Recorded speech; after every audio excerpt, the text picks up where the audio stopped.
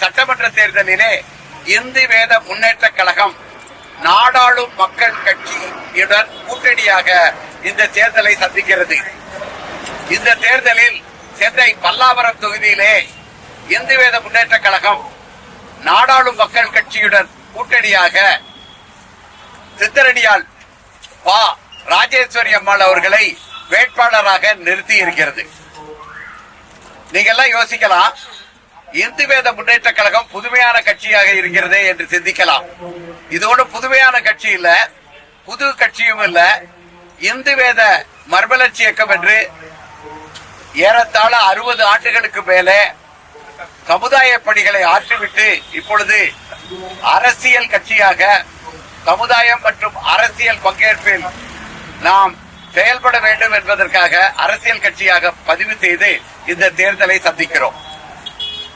ஆன்மீகவாதிகளுக்கும் அரசியலுக்கு என்ன சம்பந்தம் என்று நீங்கள் வினவுகிறீர்கள் என்றால், மக்கள் தொண்டே மகேசன் தொண்டு. யாரெல்லாம் மக்கள் தொண்டும் மகேசன் தொண்டும் ஒன்று என்று நினைத்து சேவை புரிய வருகிறார்களோ அவர்களிடம்தான் ஆட்சி இருக்க வேண்டும். அவர்கள்தான் அரசு அலுவலர்களாகவும் இருக்க வேண்டும். உங்க எல்லாருக்கும் தெரிஞ்சிருக்கோம், சித்தர் யுகம் வந்து கொண்டிருக்கிறது. அது ஏறத்தாழ வந்தே விட்டது. அந்த சித்தர் யுகத்துல சித்தர்களின் குருவழி வாரிசுகள், சித்தர் கருவூராரின் குருவழி வாரிசுகள் அருளாட்சி அமைத்து மக்களுக்கு அருளையும் பொருளையும் ஒரு சேர வழங்குவதற்காக இந்த தேர்தலில் நாங்கள் இருக்கிறோம். ஆன்மீகவாதிகளால் தான் மக்கள் சேவையே மகேசன் சேவை என்று இரண்டையும் ஒன்றாக பார்த்து இறைவனுக்கு நாம் பூஜை செய்யும் பொழுது, வழிபாடு செய்யும் பொழுது எவ்வளவு அக்கறையுடனும் அன்புடனும் பக்தியுடனும் செய்வோமோ அதே போலவே மக்கள் தொண்டையும் அன்போடும் பக்தியோடும் வாசையோடும் ஒரு சேவை மனப்பான்மையோடும் அருளாளர்களால் தான் செய்ய முடியும், சிவனடியார்களால் தான் செய்ய முடியும், சித்தர்களின் குருவழி வாரிசுகளால் தான் செய்ய முடியும். அந்த வகையில தான் இந்த தேர்தலை நாங்கள் சந்திக்கிறோம். எங்களுடைய கொடி சிவலிங்க கொடி. சிவலிங்க கொடியை கையில் ஏந்தி மக்களை சந்திக்கிறோம். நாங்க என்னெல்லாம் சொல்றோம், புதிதாக நாங்க ஒரே ஒரு தமிழ்நாடு முழுவதும் ஒரே ஒரு தொகுதியில தான் நிற்கிறோம். இந்த ஒரு தொகுதியில நிறுத்தி என்ன மாற்றம் வரணும்னு நீங்க கேட்கலாம். ஆனா இந்த எங்களுக்கு இருக்கிற நிதி ஆதாரம், ஆட்கள் எல்லாத்தையும் வச்சு ஒரு தொகுதியில தான் நிறைக்க முடிகிறது. இந்த ஒரு தொகுதிய 5 வருடங்கள்ல எவ்வளவு சிறப்பாக மாற்றி காட்டுகிறோம் வச்சு மீதி இருக்கிற 233 தொகுதிகளிலிருந்து மக்கள் எங்களை தேடி வருவார்கள். எங்கள் தொகுதியிலும் இதே மாதிரி நல்லாட்சியை தாருங்கள் என்று சொல்ல வைக்கிறதுக்காகத்தான் இந்த தொகுதியை தேர்ந்தெடுக்கிறோம். ஒரே தொகுதியில சிறப்பாக செயல்படுத்துவோம். நாங்க எதையும் ஒரே எம்எல்ஏ தான் என்கிட்ட இருக்க போறாரு. அப்படி இருக்கும்போது புதிதாக பல திட்டங்களை கொண்டு வந்து விட முடியாது நம்மளால. அதனால என்ன செய்யறோம், இருக்கிற அரசு பள்ளிகள், இருக்கிற அரசு மருத்துவமனைகள், இருக்கிற அரசு சமுதாய கூடங்கள் இதெல்லாம் செம்மையாக செயல்படுவதற்கு என்னென்ன உண்டோ அதை செய்ய போகிறோம். அதாவது சென்னையிலே பாத்தீங்கன்னா திருவிக நகர்ல ஒரு திருமண மண்டபம் இருக்குது, குளிர்சாதன வசதி உள்ள திருமண மண்டபம். அந்த திருமண மண்டபத்துல பாத்தீங்கன்னா 500 பேர் இருக்கை உள்ளதற்கு வாடகை ஒரு நாளைக்கு 25,000 ரூபாய் தான். 2.5 லட்சம் ரூபாய் தனியார் துறை சார்ஜ் பண்ணிக்கிட்டு இருக்கிற இந்த நேரத்துல அரசு துறை 25,000 ரூபாய்க்கு கொடுத்து கொண்டிருக்கிறது. நல்ல சுகாதாரமான நல்ல பராமரிக்கப்பட்டிருக்கிற ஒரு அருமையான திருமண மண்டபம். அத மாதிரி ஒரு திருமண மண்டபம் நம்ம பல்லாவரம் தொகுதிக்கு வேண்டாமா?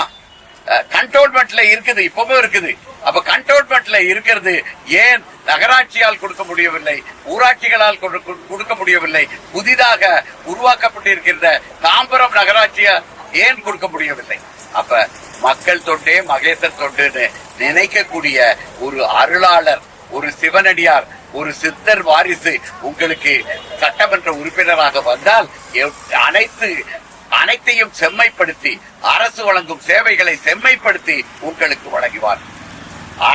அசோக் நகர் சென்னையில உங்களுக்கு எல்லாருக்கும் தெரிஞ்சிருக்கலாம், ஒரு தனியார் பள்ளி இல்ல, அரசு பள்ளி தான்.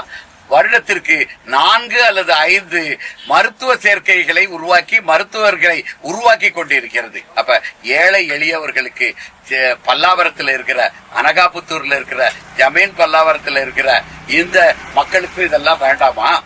அதை தருவதற்காகத்தான் வந்திருக்கிறோம்.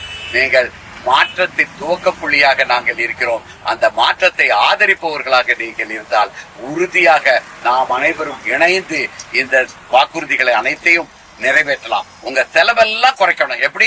கல்யாண மண்டபத்துக்குள்ள செலவு குறைப்போம். ஜிம்னேசியம் சென்னையில 7 கிணறுங்கிற இடத்துல ஜிம்னேசியம் அவ்வளவு அழகாக, தனியார் ஜிம்னேசியம்லாம் 1500 ரூபாய் சார்ஜ் பண்றாங்க. அதற்கு இணையான ஜிம்னேசியம் உடற்பயிற்சி கூடம் அரசாங்கமே நடத்தி கொண்டிருக்கிறது.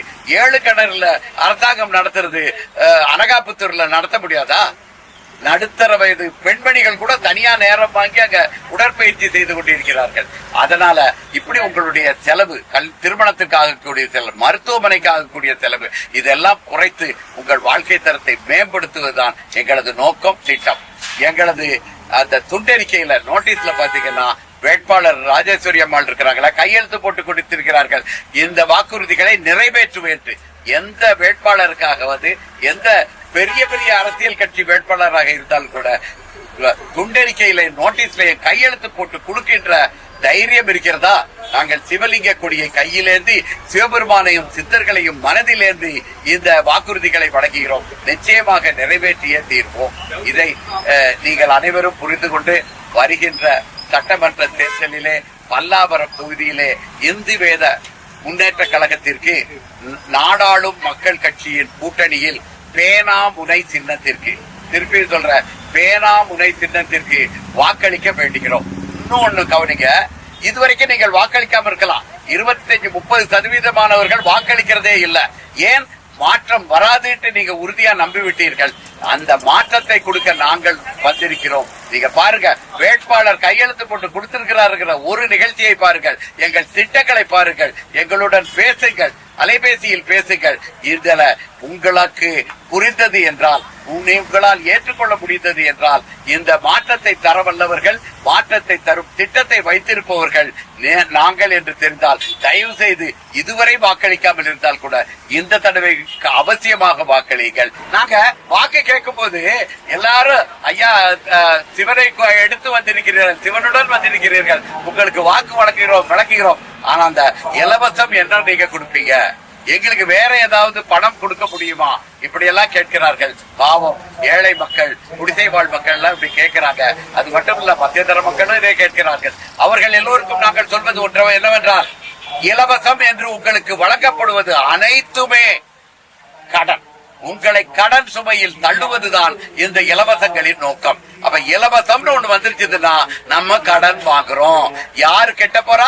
நம்ம பையனோ பேரனோ கெட்ட போறோம். அப்ப நமது வம்சத்தையே, நமது பரம்பரையே அடிமையாக்கி கடனுக்கு அடிமையாக்க வேண்டுமா வேண்டாமான்னு நீங்கள் தான் சிந்திக்க வேண்டும். இதுதான் இலவசங்கள். சரி, வாக்குக்கு இவ்வளவு கொடுக்கிறேன் அவ்வளவு கொடுக்கிறேன்னு சொல்றவங்க எல்லாருக்கும் அந்த பணத்தை பார்த்தவுடன் உங்களுக்கு என்ன தோன்ற வேண்டும் என்றால், ஓஹோ இது ஒரு பள்ளிக்கூடம் வந்திருக்கிற வேண்டிய பணம், இது ஒரு சுகாதாரமான சுத்தப்படுத்தப்பட்ட ஏரி சுத்தப்படுத்த வேண்டிய பணம், ஒரு பாலம் முறையாக கட்டப்பட வேண்டியதற்கு காரணம், ரேஷன் கடையில ரேஷன் பொருட்கள் சரியாக கிடைக்கிறதுக்கு உண்டான படம், அதெல்லாம் யார் யாரால சுருட்டப்பட்டு 199% அவங்க எடுத்துட்டு 1 ரூபாய் இந்த 1000 ரூபாயாக வந்திருக்கிறது. நம்ம கையில 1000 ரூபாய் இருக்குதுன்னா 99,000 ரூபாய் நமக்கு வர வேண்டிய பள்ளி, கல்லூரி, மருத்துவமனை, ரேஷன் பொருட்கள் எல்லாம் யாருக்கிட்டையோ 1,99,000 ரூபாய் போயிட்டு 1,000 நம்ம கையில வந்ததுன்னு சிந்திகள்.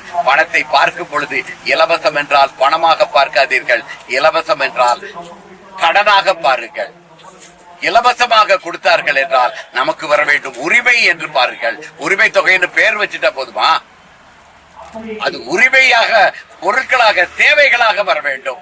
உரிமைக்கு தேவைகளை கொடுக்க முடியாத அரசு அதை உரிமை தொகை என்று பணமாக கொடுத்தால் ஏற்றுக்கொள்வீர்களா? எங்களுக்கு தேவை வேண்டும், எங்களுக்கு அரசாங்கம் முறையாக செயல்பட வேண்டும் என்று கேளுங்கள். வரும் வாக்காளர்களிடம் கையெழுத்து கேளுங்கள். அதனால நீங்கள் வாக்குச்சாவடியில் பொத்தானை அழுத்தும் பொழுது கடனை சிந்தியுங்கள். இந்த இலவசம் என்றால் கடன் என்று புரிந்து கொள்ளுங்கள். அது ஞாபகத்துக்கு வரக்கூடாது. பணம் என்றால் உங்களது உரிமைதான் மாறி இருக்குதுங்கிறத நீங்க புரிஞ்சுக்கிடுங்க. அப்போ உங்கள் மனதில் வாக்கு பொத்தானை அழுக்கும் பொழுது, அந்த ஓட்டிங் மிஷின்ல பட்டனை அமுக்கும் போது உங்களுக்கு மனதில் வர வேண்டியது சித்தர்களின் அருள் ஆட்சி. அந்த பேனாமுனை சின்னம் நமது சித்தரடியால் ராஜேஸ்வரி பேனா முனை சின்னம் இந்து வேத முன்னேற்ற கழகம் மட்டும் நினைவில் கொண்டு வாக்களிப்பீர் வாக்களிப்பீர் வாக்களிப்பீர். வெற்றி பெறச் செய்வீர் வெற்றி பெறச் செய்வீர் வெற்றி பெறச் செய்வீர். வளமான வாழ்க்கையை உறுதி செய்து கொள்வீர் உறுதி செய்து கொள்வீர் உறுதி செய்து கொள்வீர். பல்லாவரம் மக்களுக்கு இந்து வேத மறுமலர்ச்சி இயக்கத்தின் வணக்கங்கள் வாழ்த்துக்கள். ஓம் திருச்சிற்றம்பலம். ஓம்